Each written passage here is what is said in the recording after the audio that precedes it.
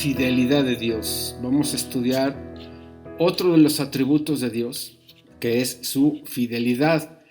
Y de hecho, hay muchos pasajes que hablan de la fidelidad. Escogí ahorita uno para empezar, que es el Salmo 117:2, porque ha engrandecido sobre nosotros su misericordia y la fidelidad de Jehová es para siempre.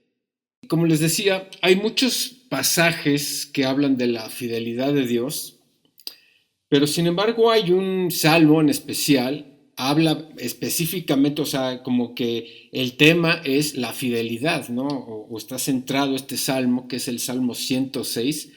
Si quieren, acompáñenme al Salmo 106. Y este salmo es muy especial porque es un compendio de los pecados que Israel había cometido tiempo atrás y que el salmista narra de manera explícita, ¿no? De la misma manera como lo hace Daniel en el capítulo 9, en que es específico mencionando los pecados que habían cometido el pueblo, ¿no?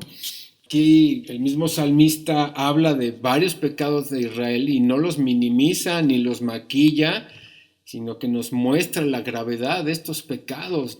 Pero por otro lado, en este mismo salmo podemos ver lo que es la fidelidad de Dios para Israel, pero no porque ellos fueran especiales.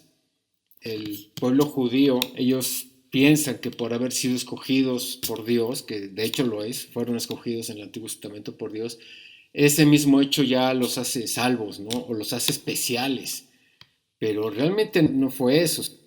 La fidelidad de Dios para Israel no es porque ellos fueran especiales, porque inclusive Dios les dice, acompáñenme a Deuteronomio capítulo 7, Dios les dice en el capítulo 7, verso 6, precisamente una advertencia de no sentirse especiales. Dice Deuteronomio 7:6, porque tú eres pueblo santo para Jehová tu Dios. Jehová tu Dios te ha escogido para hacerle un pueblo especial, más que todos los pueblos que están sobre la tierra. Qué rico se oye eso, ¿no? Así es que se paran el cuello los judíos, ¿no? Pues aquí está hablando Dios, no lo está diciendo Dios, ¿no? Pues sí es palabra de Dios, pero vean lo que dice a continuación, verso 7. No por ser vosotros más que todos los pueblos os ha querido Jehová y os ha escogido, pues vosotros eras el más insignificante de todos los pueblos, sino por cuanto Jehová os amó y quiso guardar el juramento que juró a vuestros padres. Os ha sacado Jehová con mano poderosa y os ha rescatado de servidumbre de la mano de Faraón, rey de Egipto. Aquí les está mostrando Dios al pueblo de Israel de que no es porque ustedes fueran especiales, sino por el juramento que le hizo Abraham. En otras palabras, por la fidelidad a sus promesas, no porque ustedes sean especiales. Y esto que estamos viendo en este verso es lo que se va a desarrollar en el Salmo 106, que a pesar de todos los pecados que cometió Israel, vemos la fidelidad de Dios, pero no porque sean ellos especiales, sino por la fidelidad a sus promesas, al pacto que había hecho con Abraham, porque de Abraham iba a venir la simiente que iba a ser bendición para todas las naciones, que es el Cristo. Entonces, el contexto histórico. El Salmo 106 es conocido en el pueblo judío como el himno a la fidelidad nacional y de hecho hace referencia directa al exilio que sufrieron los judíos cuando fueron esparcidos luego de la destrucción del templo, como aparece en el libro de Jeremías, en el capítulo 39 en adelante. Está ubicando el contexto precisamente después del cautiverio, porque si vamos a la historia de Israel en los tiempos de Jeremías, ellos habían caído en idolatría, ellos habían abandonado a Dios totalmente. Jeremías les estuvo advirtiendo una y otra vez, vuélvanse a Dios, y sin embargo, en lugar de escuchar, de pensar, razonar lo que estaba diciendo Jeremías, más bien lo atacaron, lo metieron a la cárcel, lo golpearon, lo maltrataron, y él les dijo, va a venir un pueblo y los va a esclavizar. Ya Dios ya lo dictaminó así definitivamente, y aún así no le creían hasta que llegó Nabucodonosor y sitió Judá, y de repente pues ya los invade y se los lleva cautivos a Babilonia. Pero después de los 70 años de cautiverio, son liberados y entonces hay un remanente que regresa a Jerusalén para restaurar la ciudad. Y de hecho muchos de los judíos se quedaron en Babilonia ya no como cautivos, sino como colonos. Ya se habían adaptado a la cultura de Babilonia y todo esto. Sin embargo, hubo un remanente que sí regresó a Jerusalén. Entonces, en ese lapso de tiempo es que se ubica más o menos este salmo. Comienza hablando de alabanza, algo positivo, estaba como que en un júbilo, ¿no? Y sin embargo, todo el contexto del resto del salmo ya habla de los pecados en concreto, de lo que había hecho Israel, y es un recordatorio a todas las generaciones de judíos y los creyentes de cómo Dios ha obrado en el pasado y sigue obrando durante años. Entonces, en el contexto es para que se unan en un solo ruego, ¿no? En el contexto de este salmo, que se junten en un solo ruego, como un solo cuerpo, ¿no? En un clamor para que el Señor los reúna y puedan regresar a su antigua gloria. Porque Israel, acuérdense que pues, tuvo una gloria como en ninguna otra nación en los tiempos de Salomón y todo esto, ¿no? Pero bueno, ese es otro tema. Entonces, este salmo es uno de los principales que habla de la fidelidad de Dios, repito, y al estudiar al principio y la conclusión de este, podemos ver que a pesar de los múltiples pecados graves cometidos por el pueblo, podemos inferir que fue escrito por este judío que había retornado del exilio, por lo que su forma de escribir refleja esa felicidad porque el pueblo regresaba a su hogar. El salmista era un remanente, vamos, es muy evidente, ¿no? El contraste entre la obediencia y la desobediencia. Entonces vamos a darle lectura al Salmo 106, versículo 1 al 5, que dice así: Aleluya, alabad a Jehová, porque Él es bueno, porque para siempre es su misericordia. ¿Quién expresará las poderosas obras de Jehová? ¿Quién contará sus alabanzas? Dichosos los que guardan juicio, los que hacen justicia en todo tiempo. Fíjense aquí, abriendo un pequeño paréntesis, cómo habla de justicia. Una vez más ese aspecto jurídico en toda la Biblia, ¿no? Aquellos que guardan juicios, que buscan hacer lo correcto, los que hacen justicia todo tiempo, como dice. Verso 4, acuérdate de mí, oh Jehová, según tu benevolencia para con tu pueblo. Visítame con tu salvación para que yo vea el bien de tus escogidos, para que me goce en la alegría de tu nación y me glorié con tu heredad. Bueno, aquí estamos viendo este poema de alabanza, pero a partir del verso 6 se ha catalogado como una confesión de parte del pueblo y es un reconocimiento de todos los errores que habían cometido y que ahora están dispuestos a remediar. Y esto que vamos a leer concuerda con lo que les he compartido en estudios anteriores, mis amados, en cuanto a la confesión de pecados. Lo he tocado ya varias veces, sobre todo en el tema del arrepentimiento. Si no han escuchado ese estudio del arrepentimiento, les recomiendo que lo escuchen, porque ahí hablo de esto, ¿no? De cómo la Biblia insiste en la confesión de pecados, tanto en el Antiguo como en el Nuevo Testamento. Y todo esto, bueno, es inclusive para inconversos como para convertidos, ¿no? Porque para los inconversos es para darse cuenta de la gravedad de su condición, y para los convertidos es como un efecto de limpieza, es como darse un baño, confesar nuestros pecados que hoy cometimos, en la noche confesar hice esto y esto y esto, ¿no? Y es mantener esa higiene espiritual, ¿no? Pero la confesión de pecados vemos que se repite constantemente y aquí lo vamos a ver en el Salmo 106. Entonces empezamos leyendo el versículo 6 que dice: pecamos nosotros como nuestros padres, hicimos iniquidad, hicimos impiedad. Bueno, aquí vemos cómo el salmista abre esta oración de una manera generalizada. O sea, de la misma manera como lo hizo Daniel en el capítulo 9. Pecamos como nuestros padres, ¿no? Nosotros, así como nuestros padres, hemos pecado. Ahora, esto es interesante porque cuando habla de que los padres cometieron estos pecados, vemos que esto mismo no es exclusivo de los antiguos israelitas, mis amados, sino de la raza humana en general. O sea, los mismos pecados que habían cometido sus padres, ellos mismos habían cometido, y nosotros mismos hemos cometido también de una u otra manera. O sea, es un patrón repetitivo. O sea, esto no es exclusivo.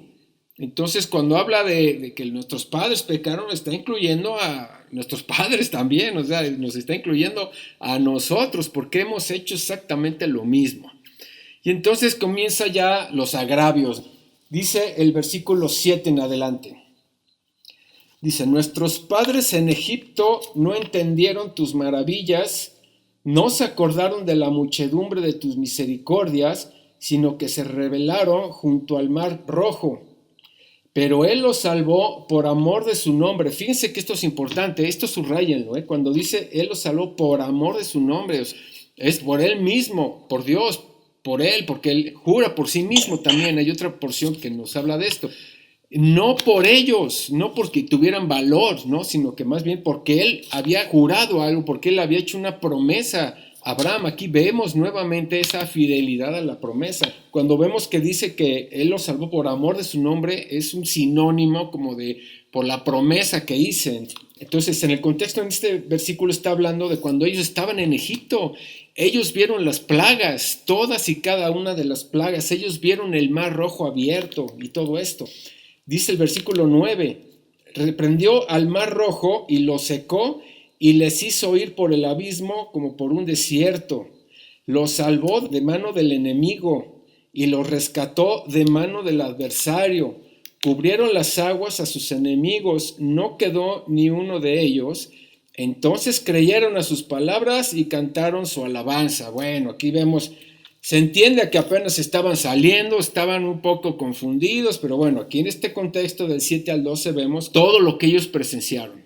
Mis hermanos, si hubiéramos visto el mar rojo, imagínense ver el mar abierto, cruzar en medio, es algo impactante. Ellos tuvieron el privilegio de ver el poder de Dios obrando sobre sus enemigos, porque además cada una de las plagas que afectaba a Egipto, ahí no les pasaba nada, solamente caía sobre Egipto. Entonces ellos podían ver el brazo de Dios obrando a favor de ellos, y sin embargo se les olvidó. De hecho dice el versículo 7, no entendieron tus maravillas.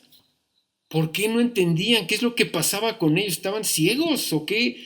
Pues estaban totalmente desenfocados, estaban con una mente entenebrecida, no entender todo lo que estaban viendo. Y en el versículo 13 dice, bien pronto olvidaron sus obras y no esperaron su consejo.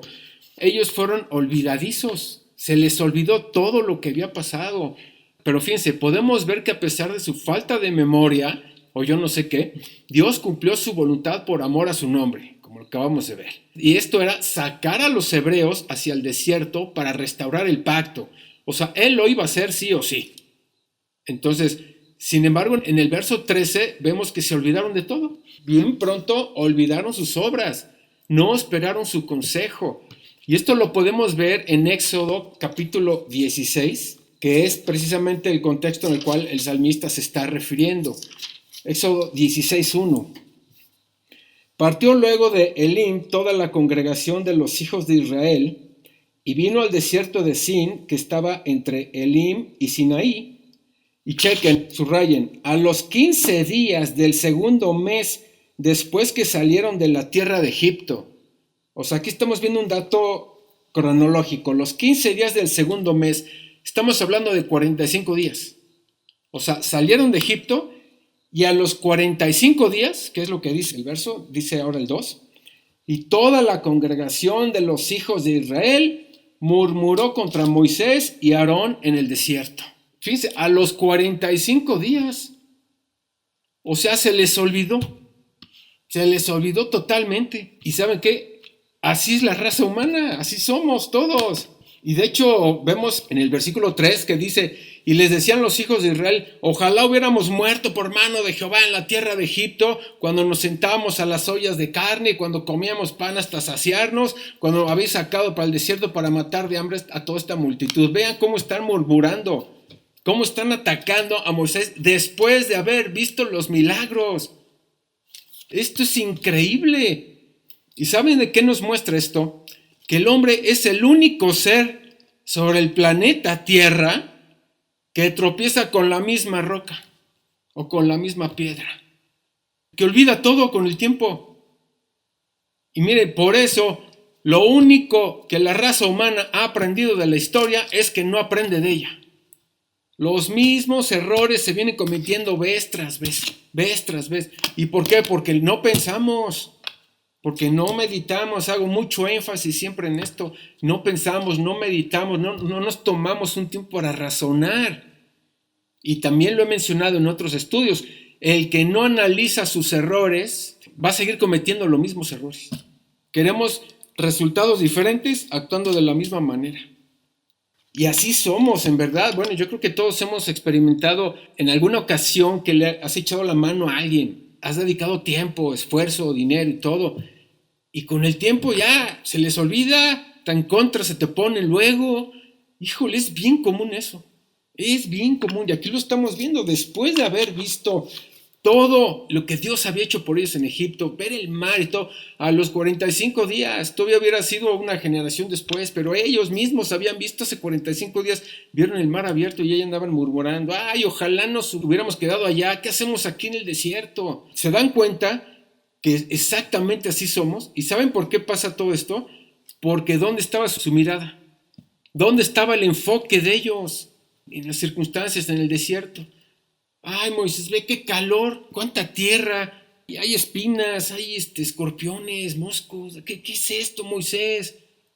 Poniendo la mirada en las circunstancias. Dice el verso 14, se entregaron a un deseo desordenado en el desierto. Bueno, aquí en el contexto conecta también con la segunda parte del verso 13, porque dice, no esperaron a su consejo. Aquí vemos el pecado de impaciencia. Ya vimos que el primer pecado es que son olvidadizos. Número 2, impacientes. El mismo verso 13, ahí vemos las dos cosas, olvidadizos e impacientes. No esperaron su consejo, porque en el contexto aquí está hablando de cuando Dios llama a Moisés a subir al monte Sinaí para recibir la ley, y como no llegaba, entonces ellos empezaron a desesperar y empezaron a hacer tonterías. Y una de estas tonterías fue precisamente hacer un becerro de oro y adorarle. Y de hecho hicieron una fiesta a nombre de Jehová. Vamos a checarlo en Éxodo capítulo 32. Viendo el pueblo que Moisés tardaba en descender del monte, se acercaron entonces a Aarón y le dijeron, levántate, haznos dioses que vayan delante de nosotros, porque a este Moisés, el varón que nos sacó de la tierra de Egipto, no sabemos qué le haya acontecido. Entonces aquí estamos viendo precisamente el contexto del Salmo 106:13, ¿no? Que no esperaron el consejo. Dice el versículo 2, Éxodo 32:2. Y Aarón les dijo, apartad los zarcillos de oro que estén en las orejas de vuestras mujeres, de vuestros hijos y de vuestras hijas, y traédmelos. Entonces todo el pueblo apartó los zarcillos de oro que tenían en sus orejas y los trajeron a Aarón, y él los tomó de las manos de ellos y les dio forma con buril, e hizo de ello un becerro de fundición. Entonces dijeron, fíjense lo que dijeron, Israel, estos son tus dioses que te sacaron de la tierra de Egipto. Y viendo esto Aarón, edificó un altar delante del becerro y pregonó a Aarón y dijo, mañana será fiesta para Jehová.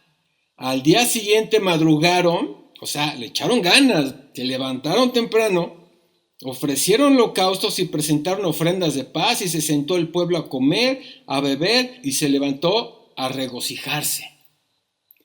Y miren, este acto que hicieron, que fue una abominación, de cierto modo es entendible, porque acuérdense que Israel venía de 400 años de esclavitud. Ellos estaban acostumbrados a ver la idolatría de Egipto. Entonces no conocían al Dios verdadero, y es un poco entendible que hayan caído en esto.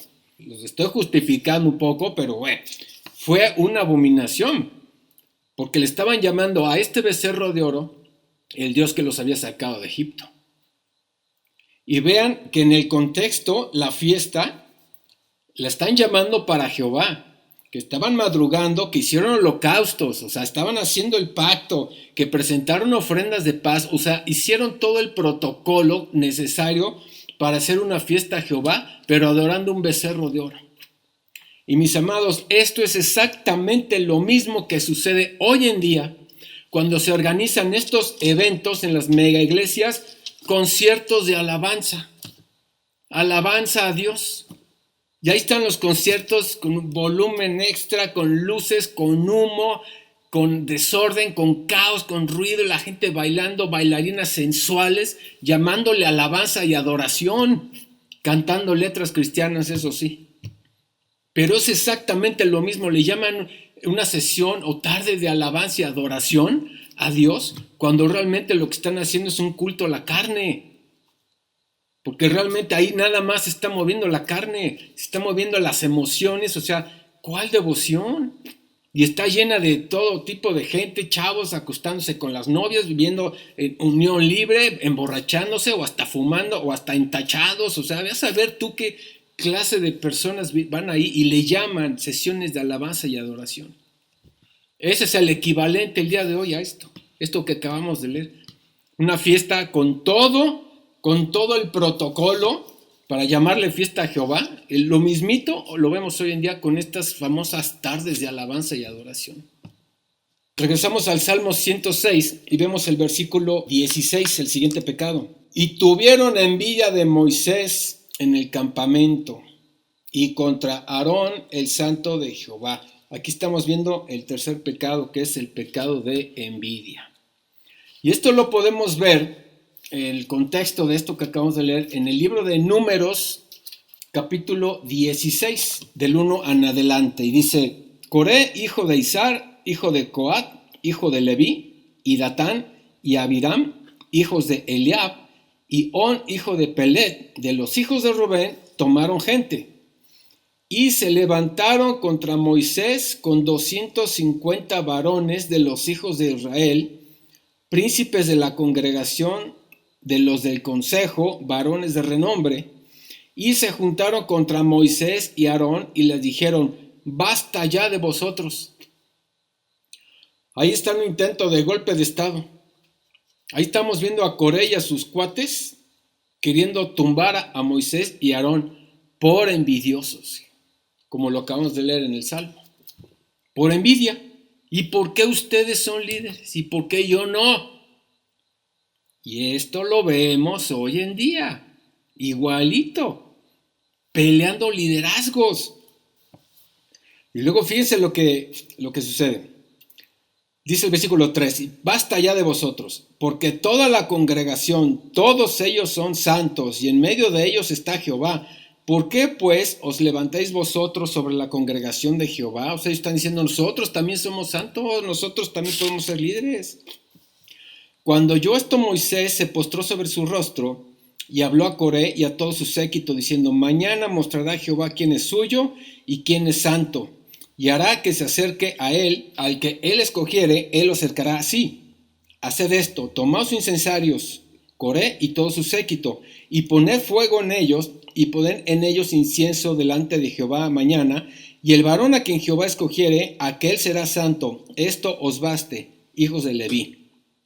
Dijo más Moisés a Coré, oíd ahora, hijos de Leví, ¿os es poco que el Dios de Israel os haya apartado de la congregación de Israel, acercándoos a él para ministráis el servicio del tabernáculo de Jehová, y estáis delante de la congregación para ministrarles? Y es que Coré era levita, o sea, eran levitas. Y aquí Moisés les estaba diciendo, bueno, que no les basta que Dios los haya escogido como sacerdotes, como el linaje de sacerdotes. Y vemos ya en el resto del contexto cómo es que se los tragó la tierra. De hecho, si regresamos al Salmo 106, aquí lo vemos. Salmo 106, 16. Tuvieron envidia de Moisés en el campamento y contra Aarón, el santo de Jehová. Entonces se abrió la tierra y tragó a Datán y cubrió la compañía de Abiram y se encendió fuego en su junta y la llama quemó a los impíos. Vean nada más lo que les sucedió a estos hombres al brinco, ponerse de envidiosos en un momento clave. O sea, si estaban viendo la mano de Dios a través de Moisés, ¿por qué se iban a poner y dicen, pues si yo también quiero ser así? Y repito, esto lo vemos constantemente en el liderazgo. De hecho, hay una iglesia en México, mega iglesia, donde el pastor murió y se armó una batalla campal por la sucesión.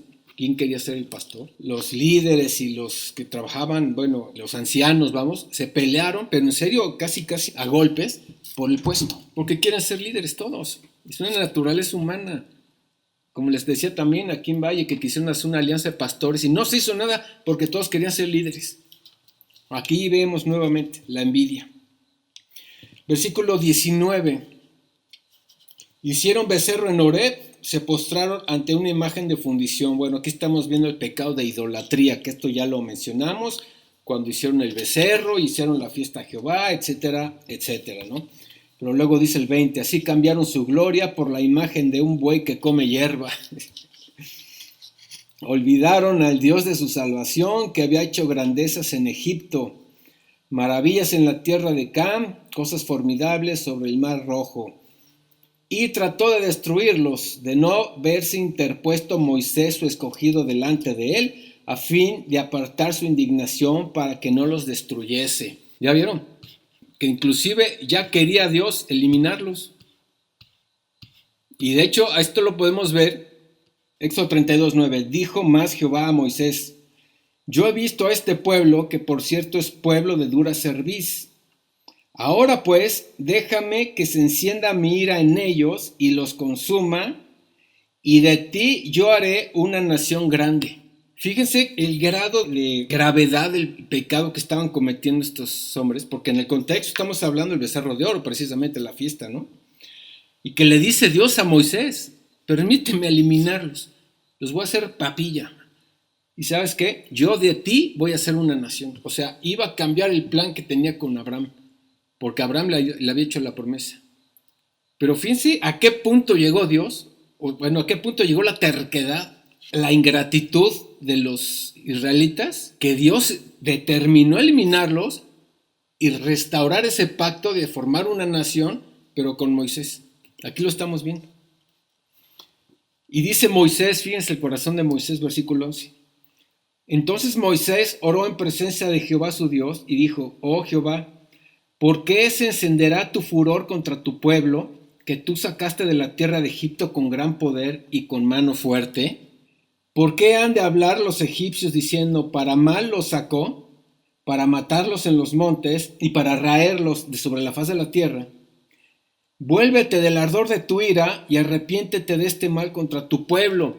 Fíjense, aquí hay algo muy interesante porque se acuerdan que hablamos del arrepentimiento en el estudio que vimos hace poco, lo que es la palabra arrepentimiento. Estamos viendo a Moisés diciéndole a Dios, arrepiéntete de este mal. Ah, caray, o sea, fíjense, Moisés diciéndole a Dios, arrepiéntete de este mal, pero no le está diciendo, oye, no, sabes que estás haciendo mal, Dios. No, ¿cómo crees? No, no estás pecando, no, arrepiéntete. No, ese no es el contexto, porque la palabra arrepentimiento en este verso es la palabra naham, que significa cambiar de plan. De hecho, si ven la Nueva Traducción Viviente, así lo dice. O sea, no es de que se arrepienta de que esté pensando algo malo Dios, o sea, para nada. Ok, entonces volvemos a Salmo 106, ahora vamos al verso 24. Dice, pero aborrecieron la tierra deseable, no creyeron a su palabra. Y dice, antes murmuraron en sus tiendas y no oyeron la voz de Jehová. Vemos incontables veces a Moisés diciéndoles de la tierra prometida. Vamos a una tierra que Dios nos va a entregar, donde fluye leche y miel. Pero el problema, como les comenté hace un momento, el problema de los hebreos era su enfoque en las circunstancias, en dónde estaba su mirada. Y de la misma manera hay muchísimos cristianos viviendo en angustia, en incertidumbre por el que va a pasar, agobiados con sus problemas, le están ganando los problemas, están hasta enfermando, pero por no poner las cargas en el Señor. Acuérdense, o sea, Dios tiene un propósito detrás de cada problema. Hay algo que Dios quiere que aprendamos en cada problema. Pero no todos tienen la capacidad de ver con ojos espirituales el problema. Entonces, acuérdense que nosotros tenemos ya trazados, o sea, Dios ya nos dio una comisión, que es predicar el evangelio y hacer discípulos. Ese es nuestro principal enfoque. Todo lo que suceda alrededor nuestro es para bien, es para algo, es una plataforma, y creo que ya lo hemos hablado muchas veces y espero que todos lo entiendan, que los problemas son una plataforma porque algo Dios quiere mostrarnos.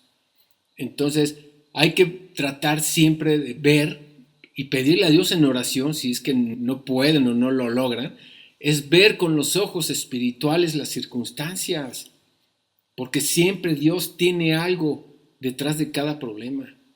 Pero estos hombres no lo pudieron ver. Repito, ellos estaban viendo el calor. Es que allá comíamos cebollas, allá comíamos carne, ¿no? Y quejándose, y que hay espinas, y estamos incómodos, puras piedras, ¿qué nos quieres matar? ¡Ay, Dios! ¿Y por qué? No sé. Y fíjense, Dios los llevó a través del desierto al propósito. Porque si los hubiera llevado por rutas llenas de bosques y ríos y todo, le hubieran dicho a Moisés, ahí te ves. Pero a propósito los llevó al desierto. ¿Para qué? Para que pusieran su mirada en él y dependieran de él. Y Dios les dio el maná, Dios les dio carne, mantuvo la ropa de todos ellos 40 años, no se desgastó su ropa, les dio todo, porque había un plan, pero nadie lo pudo ver. De toda esa generación que salió de Egipto, casi 2 millones, solamente Josué y Caleb fueron los que entraron a la tierra prometida. Todos los demás se quedaron tirados por incrédulos. ¿Qué es lo que estamos viendo? Aborrecieron la tierra deseable, no creyeron a su palabra. O sea, incrédulos, es un pecado, la incredulidad es un pecado gravísimo. Versículo 26, por tanto alzó su mano contra ellos para abatirlos en el desierto y humillar su pueblo entre las naciones y esparcirlos por las tierras. ¿Saben ustedes que Israel cuando salió, se nos ha enseñado que ellos llegaron en 40 años a la tierra prometida? Pero no es así. Vamos a ver un estudio acerca de esto. Ellos llegaron a los 2 años, a las inmediaciones ya de la tierra prometida. Pero ¿por qué se tardaron 38 años en entrar? Porque Dios había decretado que ninguno de ellos iba a entrar. Tenían que esperar hasta que se muriera el último. Y mientras estuvieron entrenando a la nueva generación. Entonces, repito, de todos los que salieron de Egipto, solamente 2 entraron a la tierra prometida. Josué y Caleb, que eran los únicos que tenían ojos espirituales. Los únicos que tenían fe en las promesas de Dios, que aunque haya gigantes, Dios nos va a entregar la tierra. Y precisamente cuando mandan espías a la tierra, a Canaán, para ver cómo estaba la cosa, estaba poblada de gigantes. Y de los 10 espías, 8 regresaron llorando y empezaron a contaminar a todos. No, hombre, es que somos como langostas, no, ya valió, ¿no? Y Josué y Caleb decían, no, pero es que Dios nos dijo que nos va a dar la victoria, no se agüiten. Pero nadie puso atención, todo el mundo se agüitó, todo el mundo bajó la guardia, se quedaron tirados, así de plan. Ahora vemos en el versículo 28 otro pecado que es la hechicería y la fornicación. Dice, se unieron a sí mismo a Baal-peor y comieron los sacrificios de los muertos. Provocaron la ira de Dios con sus obras y se desarrolló la mortandad entre ellos. Pero no dice que fornicaron. Bueno, en el contexto, esto sucedió en Números capítulo 25 y habla que después de lo que hizo el rey de Moab, porque ya se estaba acercando Israel a la tierra de Moab, y el rey Balac estaba temblando porque donde quiera que ellos iban venciendo. Entonces él contrata a un falso profeta llamado Balaam para que maldijera a Israel. Pero a la mera hora que en lugar de maldecirlos, él los bendecía. Y entonces pues se sacaba de onda el rey Balac, ¿por qué los bendices y yo quiero que los maldigas, ¿no? Y no funcionaba eso porque lo hizo varias veces. Todo eso lo vemos en el capítulo 25 de Números. Entonces se le ocurrió, bueno, inspirado por Satanás, obviamente, enviar a sacerdotisas de Baal-peor, que era un dios ahí pagano, satánico, por lo cual los israelitas fornicaron con los moabitas. Y es así que la ira de Dios se encendió contra ellos. Dice, se unieron a sí mismo a Baal-peor y comieron los sacrificios de los muertos, provocaron la ira de Dios con sus obras y se desarrolló la mortandad entre ellos. Entonces se levantó Finés e hizo juicio y se detuvo la plaga. ¿Qué hizo Finés? Pues fue y con una lanza empezó a matar a todos los que estaban fornicando. Todo eso lo pueden leer en el capítulo 25. Y le fue contado por justicia de generación en generación para siempre. Luego vemos en el versículo 32. Vemos el pecado, podríamos decir que de maldición a otros, o el pecado de amargura. También le irritaron en las aguas de Meriba Y le fue mal a Moisés por causa de ellos, porque hicieron rebelar a su espíritu y habló precipitadamente con sus labios. ¿Qué fue lo que pasó con Moisés? Bueno, pues las constantes quejas de Israel, su incredulidad, las murmuraciones contra Moisés y contra Aarón llegaron a ser tan nocivas, tan contaminantes a todas las personas alrededor, incluyendo a Moisés, como sucede en el capítulo 20, versos 8 al 13, porque los israelitas se quejaban de que tenían sed y otra vez, y tenemos sed, y Dios le había dicho a Moisés, ve y háblale a la peña, no la golpees, háblale a la peña y va a dar las aguas. Pero Moisés ya estaba tan irritado que golpeó la roca. Y ese fue el único pecado que cometió Moisés, por el cual ya no entró a la tierra prometida. Que ese es otro tema. Dice, si quiero lo leemos, Números 20, 8 al 13. Toma la vara y reúne a la congregación, tú y Aarón tu hermano, y hablad a la peña, fíjense, hablarle, a la vista de ellos. Y ella dará su agua, y le sacarás aguas de la peña, y darás de beber a la congregación y a sus bestias. Entonces Moisés tomó la vara de delante de Jehová, como él le mandó.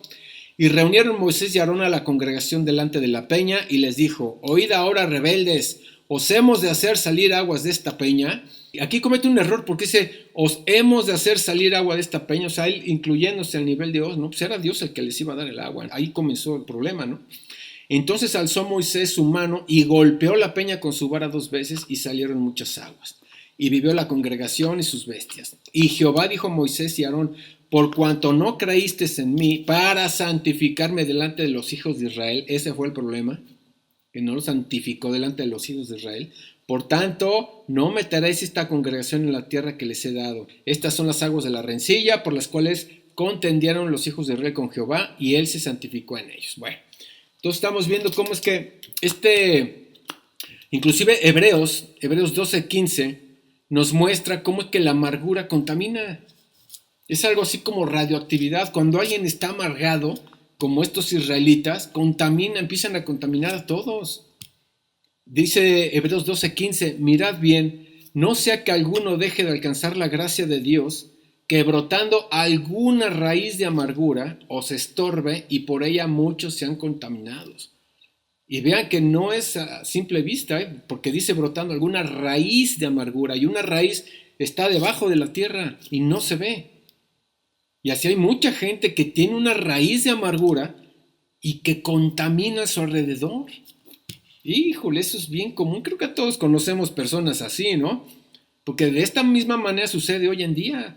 Cuando una persona vive en amargura, miren, lo mejor es que si no tiene oídos para oír la palabra, mejor pinta tu raya y aléjate de ella porque contamina. Es horrible una persona amargada. Ok, pasamos luego al versículo 34. No destruyeron a los pueblos que Jehová les dijo. Antes se mezclaron con las naciones y aprendieron sus obras. Estos versos nos muestran lo que sucedió, pero ya las generaciones que entraron a la tierra prometida, cuando ya habían entrado a Canaán a través del liderazgo de Josué, está bajo este contexto ahora. Cuando ellos entraron, Dios les había dado la orden de eliminar a todos y no agarrar nada. Ok, entonces ahora vemos en el verso 35 que fueron desobedientes. Bueno, el 34 ya lo vimos, que no destruyeron a los pueblos que Jehová les dijo, antes se mezclaron con las naciones y aprendieron sus obras. Entonces, en lugar de haber obedecido, se mezclaron con ellos y cayeron en las costumbres paganas ajenas a ellos. Y de hecho, repito, muchos de los problemas el día de hoy que tiene Israel viene con descendientes de estas naciones paganas. Todos estos grupos de ISIS y todos esos asesinos vienen de estas personas.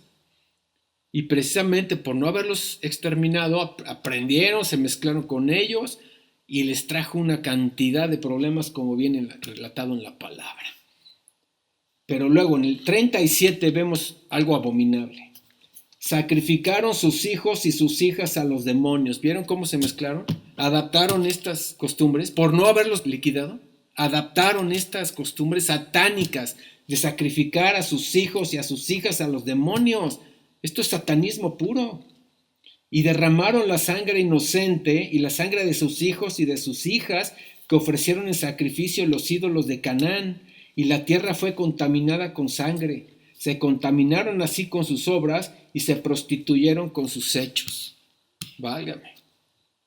Este es uno de los pecados más graves a los ojos de Dios, el sacrificio de niños.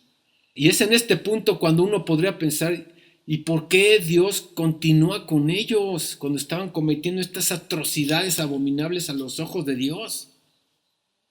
Bueno, a pesar de no abandonarlos, ellos tuvieron que recoger la cosecha. Dice el 40, se encendió por tanto el furor de Jehová sobre su pueblo y abominó su heredad. Los entregó en poder de las naciones y se enseñoraron de ellos los que le aborrecían. Sus enemigos los oprimieron y fueron quebrantados debajo de su mano. Muchas veces los libró, mas ellos se rebelaron contra su consejo. Fíjense, insiste e insiste e insiste en rebelarse, en no creer, en hacer lo malo. Pero vean la paciencia de Dios y la fidelidad de Dios. Lo que realmente deseaban ellos era vivir bajo un gobierno de seres humanos, no eternos, que cambian de opinión y que son crueles. Ese era el deseo de ellos. Así es que sus enemigos los sometieron una y otra vez hasta que el Señor decidió rescatarlos. Y como acabamos de ver, no habían aprendido y se rebelaron nuevamente contra Dios, provocando su propia destrucción. Y esta referencia es cuando fueron esparcidos por todas partes cuando el templo fue destruido.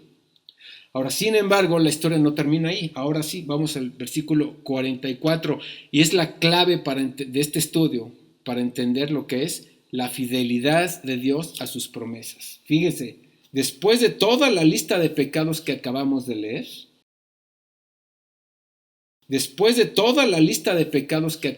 leer, dice el verso 44, con todo, Él miraba cuando estaban en angustia. O sea, Él no les dio la espalda. Pero el verso 45 es la clave. Y se acordaba de su pacto con ellos. Y se arrepentía conforme a la muchedumbre de sus misericordias. Aquí volvemos a ver la palabra Naham. O sea, que cambiaba el plan. Él ya tenía el plan de destruirlos y de repente por su misericordia Él cambiaba el plan y ya no los destruía. Y dice el 46, hizo asimismo que tuviesen de ellos misericordia todos los que los tenían cautivos. ¿Por qué es que Dios, después de ver todas las atrocidades que hicieron, por qué es que sigue con ellos? Pues precisamente porque le había prometido a Abraham que de su simiente bendecería a todas las naciones. Y no es porque su corazón se haya compungido, ay, pobrecitos, ay, no, si vengas, como si fuera un Dios sentimental. O sea, Dios no los abandonó y Dios vio cuando ellos estaban angustiados, no porque ellos valieran algo, sino porque Dios recordó su pacto que había hecho con Abraham, de que de Israel vendría el Cristo. Y una vez más hizo que los captores ablandaran sus corazones, pero no porque ellos lo merecieran, sino por su fidelidad a las promesas. Ya después vemos cómo es que el Salmo termina con este hombre, este ex cautivo, rogando al Señor para que deje su enojo pasar y vuelva a reunir a los israelitas, quienes ya finalmente han aprendido la lección y quieren adorar y agradecer juntos al Señor con sus sacrificios y alabanzas. De hecho, este es el objetivo que Dios busca en los hombres, crear una raza de hombres diferentes que le adoren. Esa es la meta de Dios. Desgraciadamente vemos una y otra vez por generaciones que la naturaleza humana tiende a desenfocarse con facilidad. Y peor aún, lo peor es que confunda su ira pasiva con su fidelidad, su paciencia y con su amor. Desgraciadamente la mayoría de las iglesias hoy en día, y así lo enseñan miles de pastores, es de que Dios es un Dios bonachón, de que ya cambió, de que es fiel a las promesas, que es paciente y que es amoroso y que por eso no va a castigar el pecado. Están confundiendo su ira pasiva con todo eso. Pero un día va a entrar la ira activa. Hoy en día la raza humana sigue cometiendo los mismos pecados que acabamos de leer y aún mayores. Pero Dios, que es rico en misericordia, por su gran amor con que nos amó, aún estando todos nosotros y el mundo entero sumidos, muertos en pecados, nos dio vida juntamente con Cristo a través del Evangelio. Ya no es a través de las promesas de los patriarcas, sino por las promesas del Evangelio, proclamado por Jesús y propagado por su iglesia. Y de hecho Jesús lo expresa, Juan 5:24, de cierto os digo, el que oye mi palabra y crea al que me envió tiene vida eterna y no vendrá condenación, mas ha pasado de muerte a vida. Esto es una promesa. Es el Evangelio lo que nos trae precisamente la nueva vida, lo que nos trae, todos lo sabemos, el perdón eterno, la salvación, la seguridad de la salvación, la vida eterna y poder sobre las tinieblas. Aferrémonos a esas promesas, porque esta tendencia al pecado, a los mismos pecados que acabamos de leer, sigue latente. Pero ahora nos ha dado la ley del Espíritu, porque a través de la ley del Espíritu podemos hacer menguar la ley del pecado. Y solamente los convertidos, solamente aquellos que han abrazado la justicia de Cristo, tienen la capacidad de poder vivir en victoria sobre el pecado.